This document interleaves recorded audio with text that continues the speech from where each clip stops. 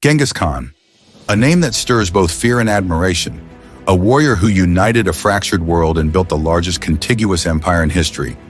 But was he a hero who changed the course of civilization, or a villain who left devastation in his wake? Today we'll uncover the paradox of Genghis Khan's legacy and explore why his influence still echoes through history, right down to your DNA. Born Temujin, Genghis Khan didn't have a glamorous start. As a young boy, his family was cast out after his father was poisoned, leaving them destitute and vulnerable. Yet against all odds, Temujin rose to become one of the greatest military strategists and rulers in history. His genius lay not only in battle tactics, but in his ability to unite a fractured people, building an empire through alliances and loyalty. But Genghis Khan's true power lay in his ability to expand his empire in ways no one had imagined. And this expansion, both territorial and genetic, would change the world forever. The Mongol Empire didn't just stretch across Asia, it connected the entire world. Genghis Khan's conquests spanned vast territories: China, Persia, Eastern Europe, and beyond. But as he expanded, so did his influence, not just politically or economically, but biologically.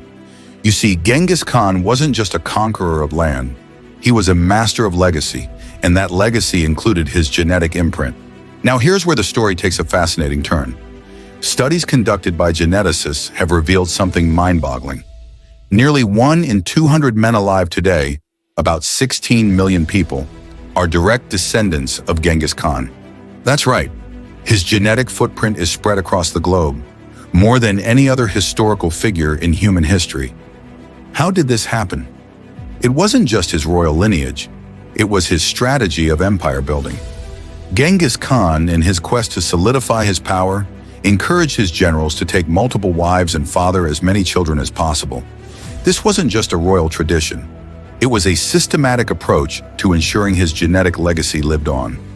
As his empire expanded, so did his reach in more ways than one. His sons and grandsons carried on his genetic line, and over time, his descendants spread across Central Asia, parts of Europe, and even the Middle East. It wasn't just power he sought, it was a lasting biological presence that would survive long after his empire crumbled. But how do we know this?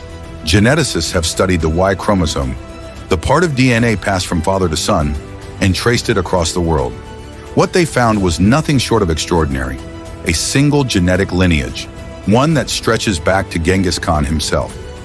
This line is found in men across regions once under his rule, from China to the Caspian Sea. In fact, studies show that 35% of men in a large area of Asia share this Y chromosome, indicating they are descendants of Genghis Khan. The reach of his genes is so vast, it's often said that Genghis Khan's biological legacy is the greatest genetic expansion ever recorded in human history.